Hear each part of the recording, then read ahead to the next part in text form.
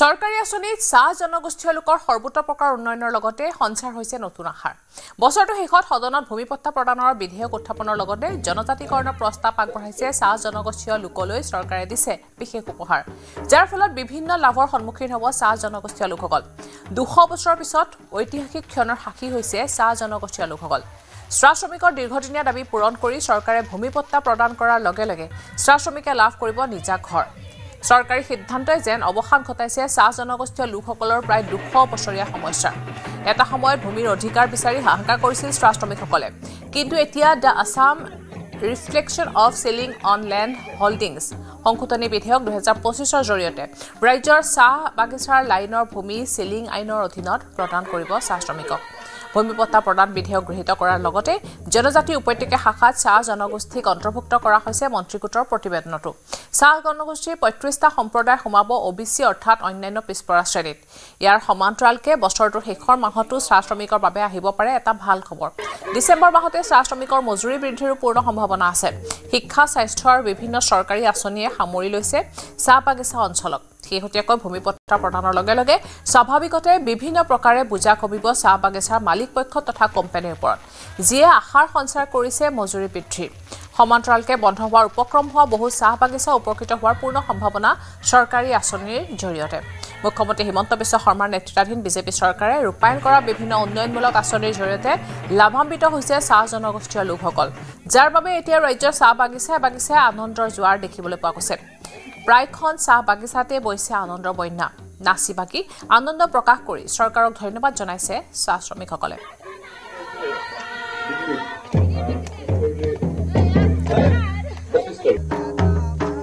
সব বাগানে বর্তমান মাটির কাগজ পাটা দিয়া হয়েছে আর ওটা দিয়া খাतिर আমরা মুখ্যমন্ত্রীকে ধন্যবাদ দিছি আর বিমল বরাকও ধন্যবাদ দিছি কালি যেটো ঘোষণা দিছে এইটো কথা আমাৰ ভাল লাগিছে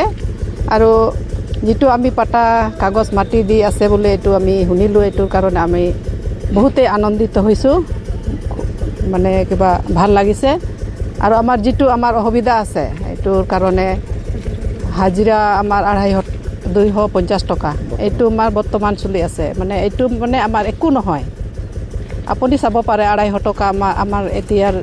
কিবা নহয় এইটোৰ কাৰণে আমাৰ হাজিৰাটো যাতে বাঢ়ে প্ৰায় আমাৰ চাহ জনগোষ্ঠী আদিবাসী লোকে অসমত ব্ৰিটিছে অনা প্ৰায় 200 বছৰ হ'ল কিন্তু সেই তেতিয়াৰ পৰা আজি পৰ্যন্ত কিন্তু কোনো এটা চৰকাৰে আমাক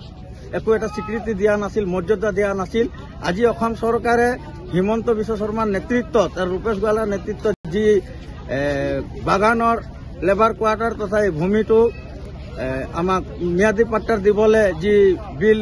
পাছ হ'ল আৰু গৃহীত হ'ল তাৰ কাৰণে সকলো ৰাইজে আমি আনন্দিত হৈ আজি আমি ফূৰ্তি কৰিছো আমাৰ ইমান দিনৰ মূৰত আমাৰ মাটি কাটা দিছে ভাল লাগিছে আমাৰ ইমানত পিছত আমাৰ ইমান মানে চৰকাৰ চলাতে আমাক ইমান দিনৰ পৰা পাটা দিয়া নাছিলে আজি ইমানত পিছত শৰ্মাই আমাৰ মাটিৰ পাটা দিছে মনটো ভাল লাগিছে আৰু এক্সেপ্ট কৰিছে মাটি ভাল লাগিছে আজি আমি বহুত দিন মূৰত আজি হিমন্ত বিশ্ব শৰ্মাক আমি ধন্যবাদ জনাইছো যে আজি আমাৰ পাট্টা দিছে আমি 200 বছৰ ধৰি আমি এই পাট্টা যুঁজি আছিলো আৰু এতিয়া এই পাট্টা পোৱাৰ কাৰণে বহুত আনন্দ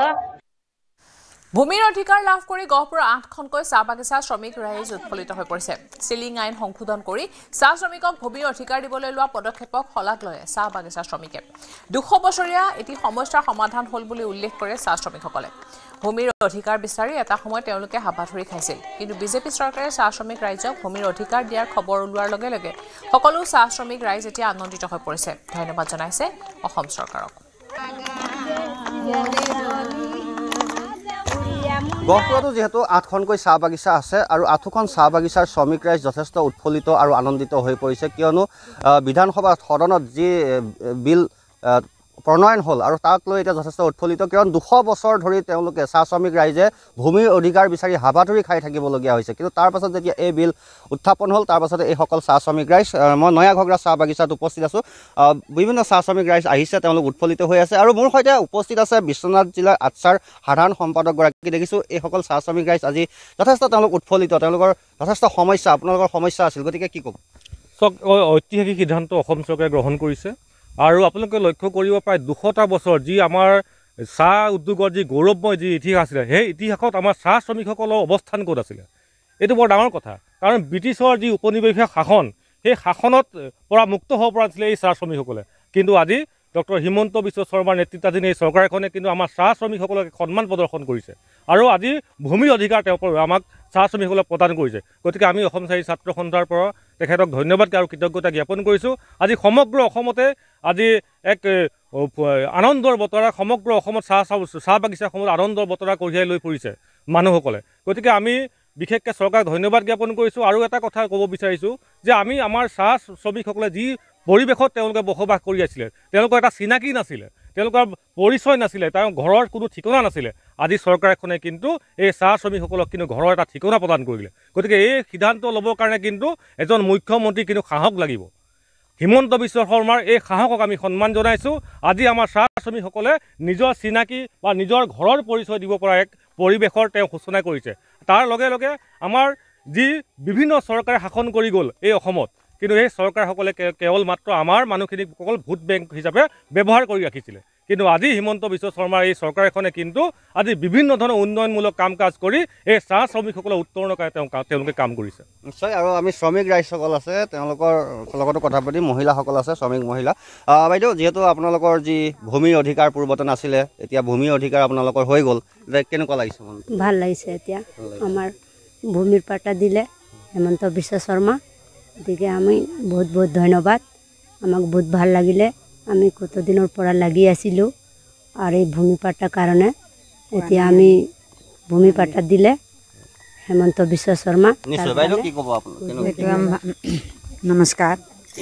কেতিয়াও কথা পতা নাই ভুল হ'লে ক্ষমা দিব আৰু যোনটো দিলে চাহটো আমাক ভাল লাগিলে হেমন্ত বিশ্ব শৰ্মা আজি অত বছৰ কংগ্ৰেছে লাগি আছিলে আমি পোৱা নাই এতিয়া ছাৰে দিলে আমাক ভাল লাগিলে আৰু যিমান আগতেতো আপোনালোকৰ স্থায়ী ঠিকনা নাছিল সদায় চাগে মনত এটা চিন্তা হৈ আছিল এইটো আমাক শুনি পেলাই ভাল লাগিলে এতিয়া হয় নিশ্চয় আৰু যথেষ্ট তেওঁলোক উৎফুল্লিত এইসকল চাহ শ্ৰমিক ৰাইজ আৰু গহপুৰত যিহেতু 8খনকৈ চাহ বাগিচা আছে প্ৰতিখন চাহ বাগিচাৰ শ্ৰমিক ৰাইজে যথেষ্ট উৎফুল্লিত কাৰণ তেওঁলোকে এতিয়া অধিকাৰ পাইছে ভূমিৰ অধিকাৰ পাইছে আৰু এয়া আমি গহপুৰৰ নয়া ঘগৰাৰ পৰা কিছু পৰিৱেশ দেখালোঁ ৰাজ্য চৰকাৰৰ শিক্ষা বিভাগত চৰম অৰাজকতা শিক্ষকৰ অভাৱত বিদ্যালয় বন্ধ হোৱাৰ উপক্ৰম এবছৰে নাই অংক শিক্ষক 11টা শ্ৰেণীৰ কোঠা চলাইছে 5গৰাকী শিক্ষকে এয়া হৈছে তিয়ক সমষ্টিৰ বান বিধ্বস্ত জাজিমুখৰ লুইতপৰীয়া উচ্চ মাধ্যমিক বিদ্যালয় নৈপৰীয়া অঞ্চলটোৰ ৰাজ্যৰ একমাত্ৰ শিক্ষাৰ ভৰসা এইখন চৰকাৰী বিদ্যালয় কিন্তু এতিয়া শিক্ষকৰ অভাৱত বিদ্যালয়খন বন্ধ হোৱাৰ উপক্ৰম মুখ্যমন্ত্ৰী ডক্টৰ হিমন্ত বিশ্ব শৰ্মাৰ নেতৃত্বাধীন চৰকাৰে হাজাৰ হাজাৰ শিক্ষক নিযুক্তি দিয়াৰ পিছতো বিদ্যালয়খনে লাভ নকৰিলে শিক্ষক 182জন ছাত্ৰ ছাত্ৰী থকা এখন বিদ্যালয়ৰ এনে অৱস্থাই কেৱল অভিভাৱকসকলকে নহয় বিভূতিত পেলাইছে কৰ্মৰত শিক্ষকসকলকো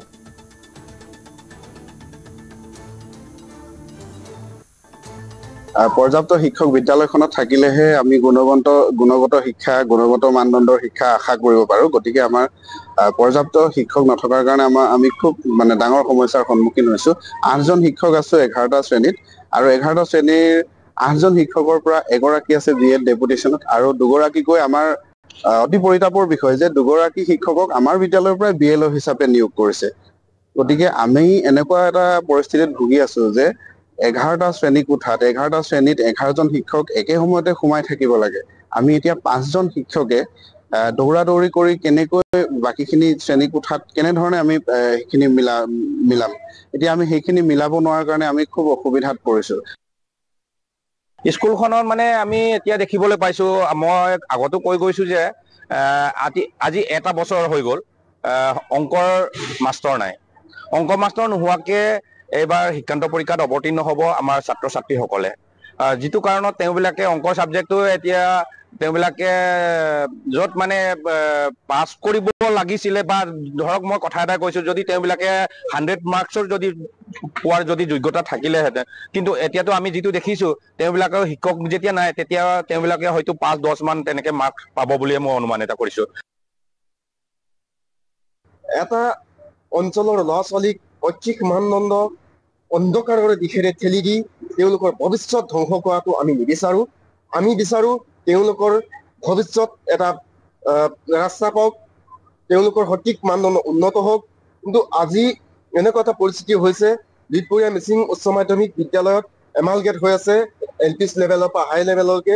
11টা ক্লাছ আছে 11টা ক্লাছত যদি আপোনাৰ 7জন যদি টিচাৰ থাকে বাকি ক্লাছখিনি কেনেকৈ মেইনটেইন কৰিব মাজুলীৰ কৰ্টিপাৰৰ বেবেজিয়া আৰু কুলিচাপৰি সংযোগী দলঙৰ দুৰাৱস্থা ৰাজ্য চৰকাৰলৈ বাট নেচাই নিজে নামিল ভগ্নপ্ৰায় দলঙৰ মেৰামতি কৰাত লখিমপুৰ জিলাৰ বিহপুৰীয়ালৈ যাতায়াতৰ অতি চমু পথটোত থকা 4 বছৰ পূৰ্বে নিৰ্মাণ কৰা দলংখনৰ জৰাজীৰ্ণ অৱস্থাৰ বাবে সমস্যাৰ সন্মুখীন হৈছে অঞ্চলবাসী লোক নিৰ্মাণ বিভাগক আবেদন নিবেদন কৰিও কোনো সুফল নোপোৱাত নিজে গাঁঠিৰ ঠত ভাঙি দলঙৰ মেৰামতি কামত লাগিছে স্থানীয় ৰাইজ মাজুলীৰ নামনি অংশৰ বেবেজিয়া আৰু কুলিচাপৰিৰ মাজত থকা এখন দলং এই দলংখনৰ জৰাজীৰ্ণ ৰূপে এতিয়া সমস্যাৰ সৃষ্টি কৰিছে আৰু বৰ্তমান সময়ত ৰাইজে নিজে এই দলংখন মেৰামতিত ব্যস্ত হৈছে মই পৰিৱেশটো দেখুৱাইছো প্ৰথমে অঞ্চলবাসী ৰাইজ ওলাই আহিছে যাতে দলংখন মেৰামতি কৰি এই পথৰ যি যাতায়াতৰ যোগাযোগৰ সুবিধা কৰিব পাৰে কাৰণ এই পথটোৰেদি লখিমপুৰ জিলাৰ বিহপুৰীয়াৰ লগত যাতায়াতৰ যোগাযোগৰ সুবিধা থকা ঘাট আছে বিদ্যালয় আছে স্বাস্থ্য আদি বিভিন্ন ক্ষেত্ৰত ব্যৱসায় বাণিজ্য আদি বিভিন্ন ক্ষেত্ৰত এই পথটো অতি ব্যস্ততাপূৰ্ণ আৰু এই ব্যস্ততাপূৰ্ণ পথটোত থকা দলংখনৰ জৰাজীৰ্ণ ৰূপে আচলতে ৰাইজক চিন্তিত কৰি তুলিছে আৰু সেইবাবে ৰাইজে বৰ্তমান সময়ত নিজে হাতে কামে লাগি এই দলংখন মেৰামতি কৰিবলৈ ওলাই আহিছে আৰু আমি বিভিন্নজন ব্যক্তি আছে আমি কথা পাতিম পৰিৱেশটো দেখুৱাম যে সকলোৱে এই জৰাজীৰ্ণ দলংখনৰ যিসমূহ বেয়া কাঠ সেইসমূহ আঁতৰাই নতুন কাঠ লগাই দলংখন মেৰামতিত লাগিছে 4 বছৰ হৈছিলে দলংখন নিৰ্মাণ কৰা কিন্তু বৰ্তমান সময়ত দেখিবলৈ পোৱা গৈছে যে দলংখন যথেষ্ট বেয়া হৈ গ'ল 4 বছৰতে আৰু এই পথটো যথেষ্ট ব্যস্ততাপূৰ্ণ কাৰণ এই পথেৰে লখিমপুৰ জিলাৰ বিহপুৰীয়ালৈ যাব পাৰি ঘাট আছে শিক্ষা বাণিজ্য স্বাস্থ্য আদি বিভিন্ন ক্ষেত্ৰত এই দলংখনে বিশেষ ভূমিকা গ্ৰহণ কৰি আহিছে কি ক'ব এই মুহূৰ্তত বিভাগে গুৰুত্ব প্ৰদান নকৰিলে নেকি যে ৰাইজে নিজে কাম কৰিবলৈ ওলাই আহিবলগীয়া হ'ল জয় জয়তে আমি সমূহ ৰাইজৰ হৈ পেলাই আপোনাৰ চেনেলক ধন্যবাদ জ্ঞাপন কৰিছোঁ যিহেতু আমাৰ এই যিখিনি আমি হেৰিয়াত ভুক্তভোগী হৈ আছোঁ আপোনালোকৰ চেনেলৰ জৰিয়তে আমি জনাব বিচাৰোঁ এই দলংখন 4 বছৰ সম্পূৰ্ণ হোৱাই নাই অতি নিম্নমানৰ কাঠ ইয়াত ব্যৱহাৰ কৰাৰ কাৰণে ইয়াত প্ৰায় 10খনমান গাঁও বুলিয়েই নহয় এইটো লখিমপুৰ বিহপুৰীয়া মাজুলী যোৰহাটৰ অতি চমু পথ ইয়াতে যথেষ্টখিনি যান জঁটৰ মানে ভিৰ পৰে কিন্তু এই সময়ত আমি আগন্মহীয়া হেৰিয়াত আমি পথাৰত ধান কাটি থাকিবলগীয়া হৈছিলে কিন্তু এই দলংখনৰ জৰাজীৰ্ণ অৱস্থা দেখি পেলাই আজি সমূহ ৰাইজে ধান কটাত বন্ধ কৰি পেলাই বিনামূলীয়া পৰিশ্ৰমে এই কাম কৰিবলৈ ওলাই আহিছে আৰু ইয়াৰ পৰাই আমি চৰকাৰক জনাব বিচাৰোঁ আমাৰ মাজুলীৰ বিধায়কজনে কয় প্ৰত্যেকটো মুহূৰ্তত আমি শুনো ছ'চিয়েল মিডিয়াত কৈ থাকে মাজুলীত আৰু কৰিবলগীয়া আৰু উন্নয়নৰ কাম নাই বুলি কয় কিন্তু আমি যিটো ইয়াত ভুগি আছোঁ যদি উন্নয়নৰ কাম নাই আমি চকুৰে আমি আপোনালোকে দেখিছে এনেকুৱা অৱস্থা আমি ৰাইজে বিনামূলীয়াকৈ কাম কৰিবলৈ ওলাই আহিবলগীয়া হৈছে